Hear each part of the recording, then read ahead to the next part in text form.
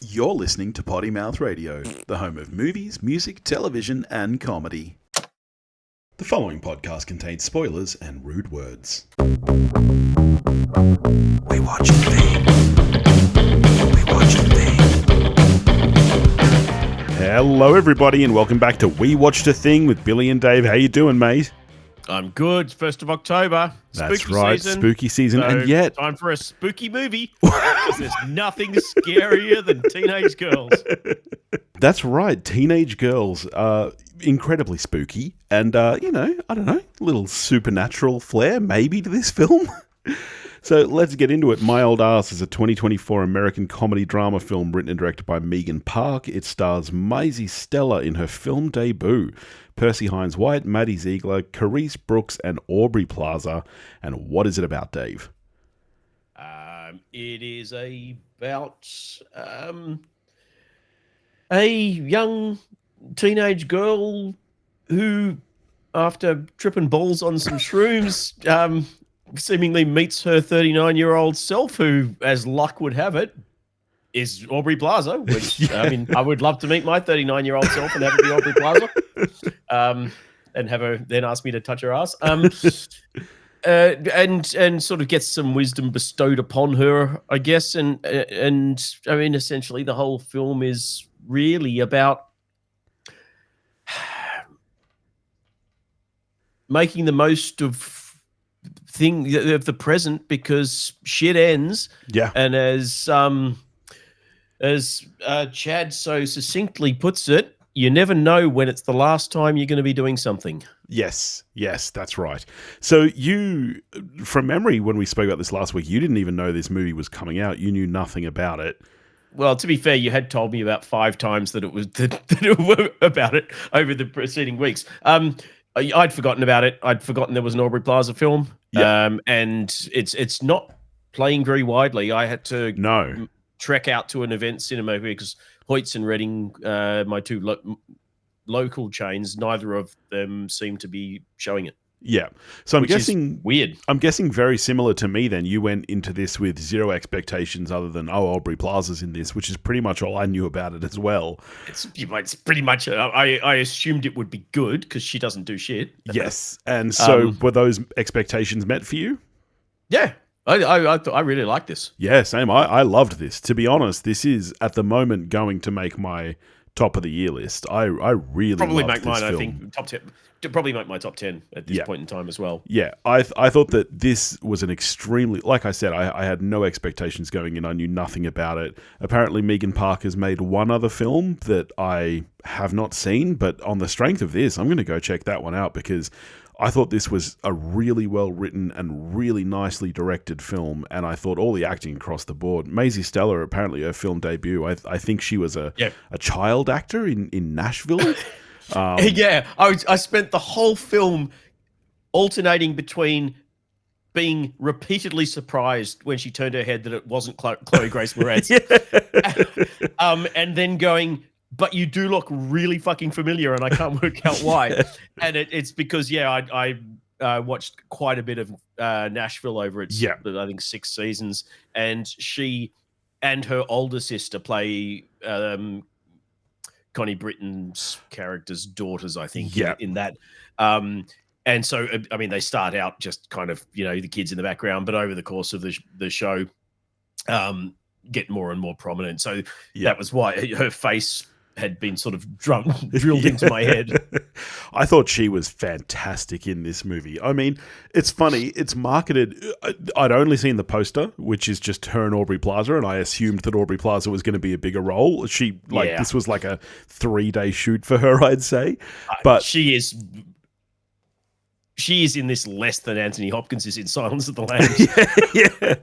But Maisie Stella carries this film. She's fabulous excellent in it. First time feature. All of the peripheral cast are also fantastic, and I loved the plot and the writing. There are going to be some people who see this and go, there are holes logically and that will ruin it for them. I can imagine that. I mean, for starters, I don't think you'd ever see it because it's a rom-com. But if Paul Pasula was ever to watch this film, he would be pulled out by the holes in the logic. But I don't know that you can say there are holes because it makes no effort to explain itself. Yeah, and even the characters don't understand it. Yeah, because it doesn't make internal rules for itself. So it therefore, as far as I'm concerned, it's doesn't not breaking them. I'm the same. It doesn't say it's a ghost. It doesn't say she's a dream. It doesn't say it's a vision. It doesn't say it's time travel. It says the film gives you zero explanation. Yes. It's which I thought was really clever, and I love perfect way to do it. And the characters even themselves don't understand it. Aubrey Plaza says, "I put my number in your phone. I did not think this would work." Because most of their relationship is then over the phone. But I just thought this was such a really, really well written film, and I love the way that it takes something as simple as a coming of age rom-com and it puts this little twist on it that just makes it much more unique. Like, there are a million films that kind of play with very, very similar coming of age vibes and stuff, but I just think that little twist just gives this something else, I think. Yeah. No, I think firstly the premise is interesting. Yes. And lends itself, because I mean, we're saying it's a rom-com. It's more of a a dramedy. Comedy. There's not a lot of comedy in this. It's just I would just say it's a coming of age drama. Yeah, it has some humorous scenes, which most coming of age things do because kids do dumb shit. That's true. But I found this incredibly moving in numerous points. The relationship with the mother. Then there's that wonderful with the brother. That's the thing. There's so many wonderful little monologues in here, like the scene where the mother is talking to her daughter about how she used to rock her to and then, like you said earlier, Chad's little moment about, which again, it's not new, that idea that one day you went out and that was the last time you played with your friends and you didn't even know it. But the way that this film ties all of those themes together, and like you say, it's all about looking at the past and looking at the present and like what is important, really, like what is important to you, and the way that spoilers, like we're going to get to spoilers here, I did figure out what the issue with Chad was going to be by about halfway through the film. I knew what it was.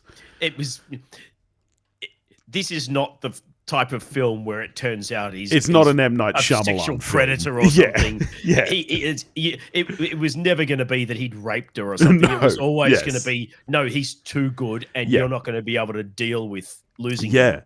But still, when you got that reveal at the end, it was extremely tough. The way that it's done, where that's the only other scene in the film Aubrey Plaza is in, and she there gets to see her long lost love who died. Like, it was incredibly touching. Like, I welled up in the cinema. I thought it was really nicely done.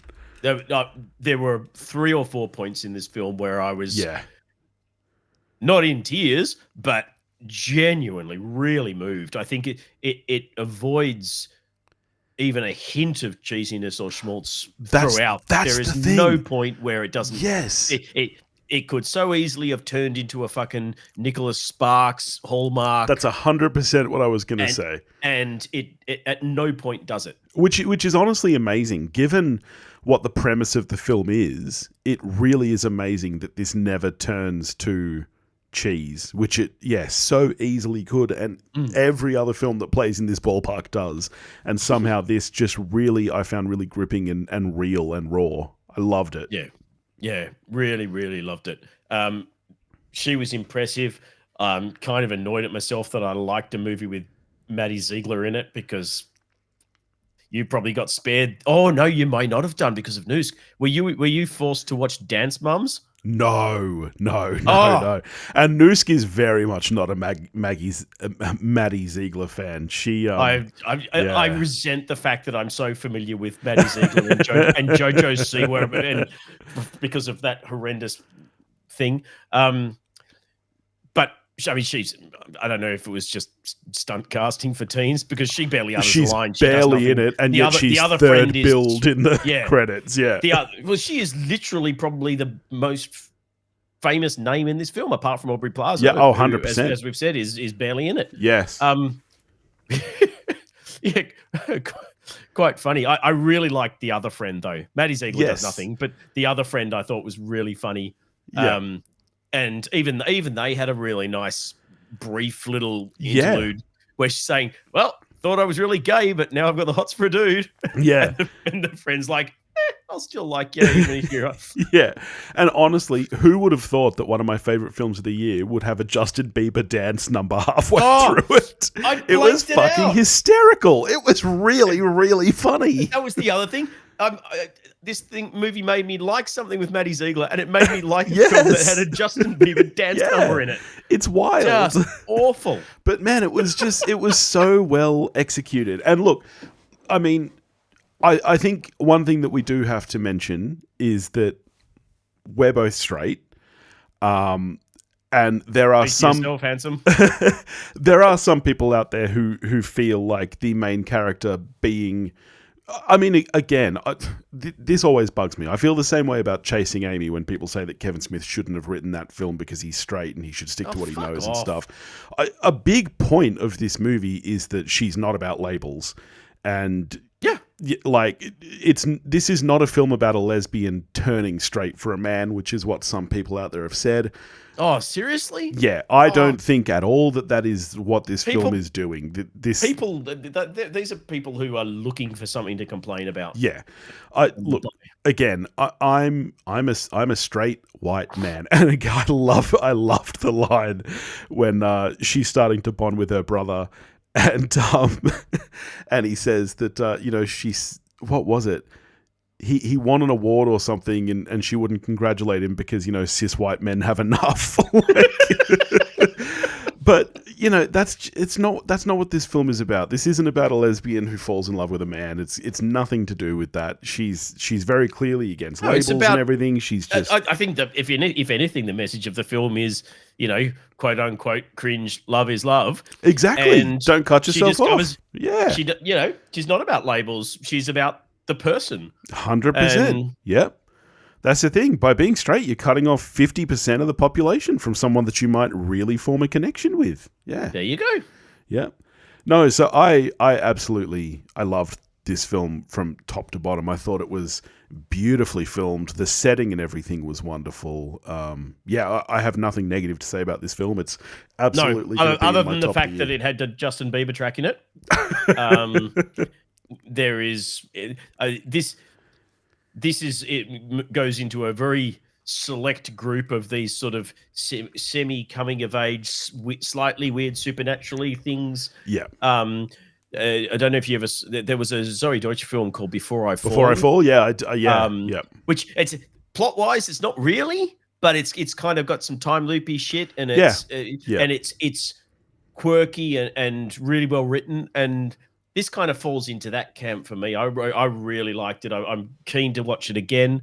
And a big hearty recommend from me. I'm a 8 out of 10 on this at the moment. Yeah. My big thing is that I just hope more people see this because, as you say, it doesn't seem to be a super wide release or anything. I'm hoping that maybe when it gets to streaming, more eyes will get on it. But I'm definitely keen to see whatever Megan Park does next, and I'm going to go check out her first film as well because I just thought this was exceptionally well done. Yeah, so I'm a 9 out of 10.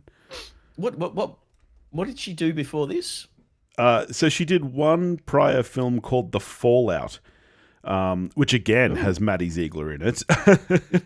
Jenna Ortega is the lead. Julie Bowen's in it, and I believe that one is about a girl dealing with the aftermath of a school shooting. I was going to say, is that the? I remember Jenna Ortega did some school shooting thing a couple of years ago. Is it? Yes. Yeah.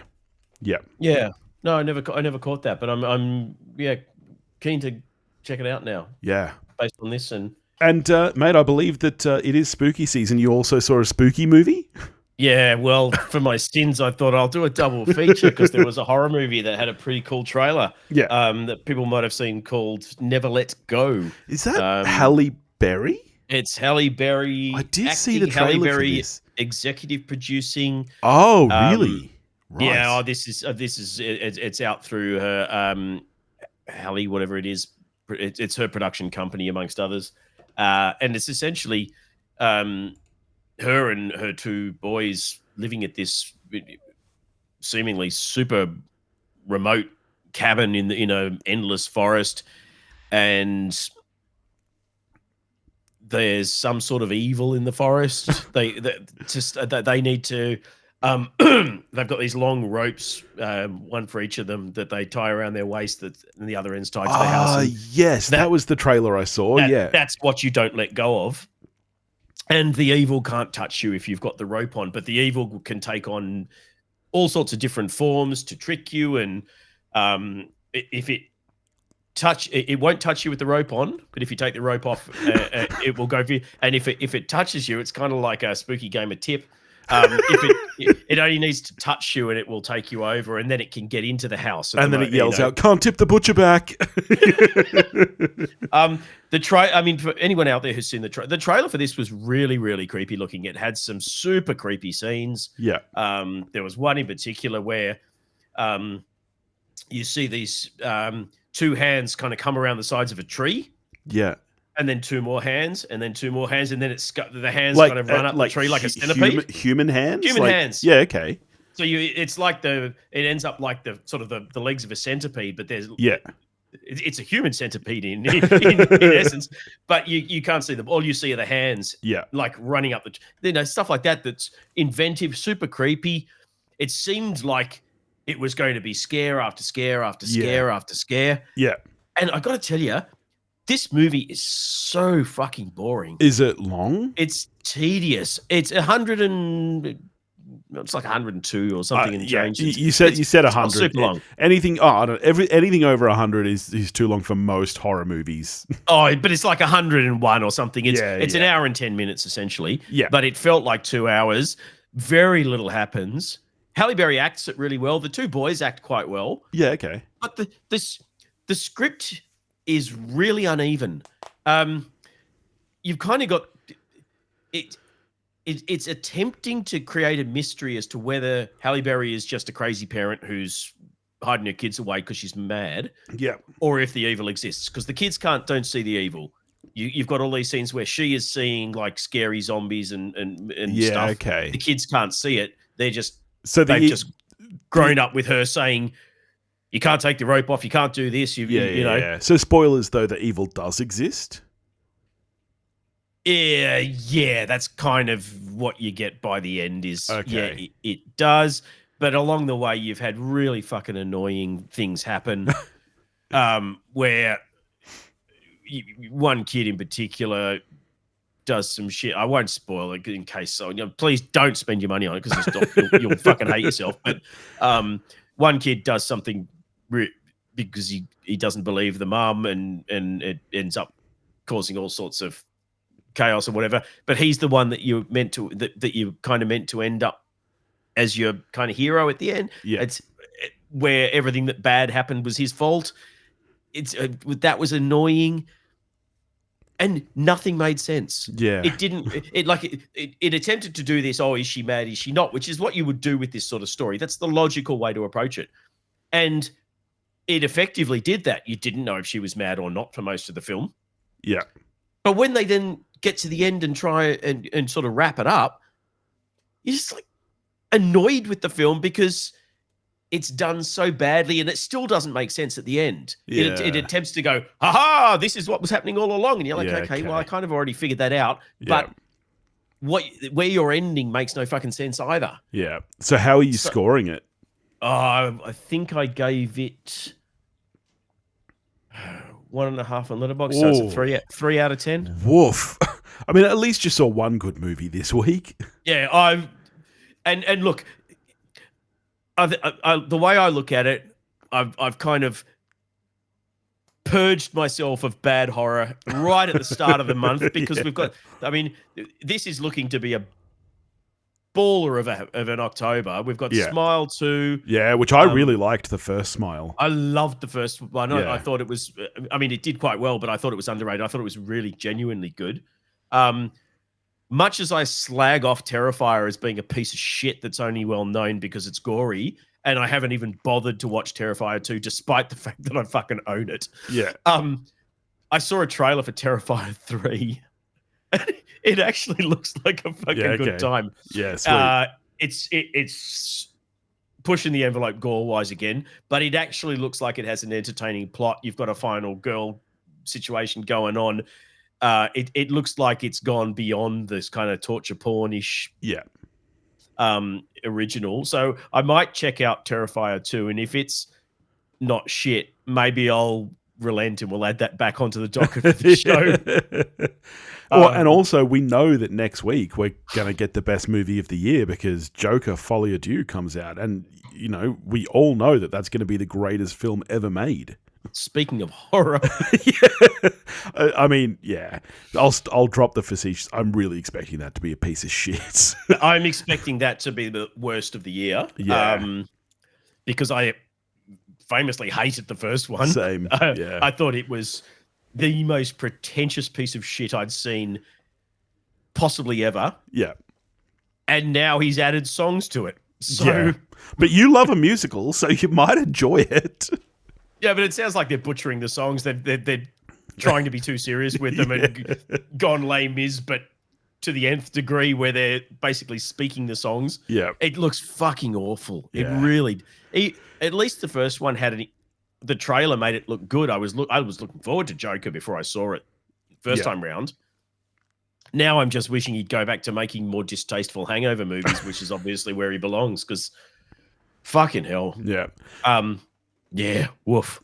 Well, that's next week. In the meantime, if you want to get in touch with us, you can do that at pottymouthradio.com. All the links are there. And go join the Facebook listener group, the Pottymouth Radio listener community on Facebook.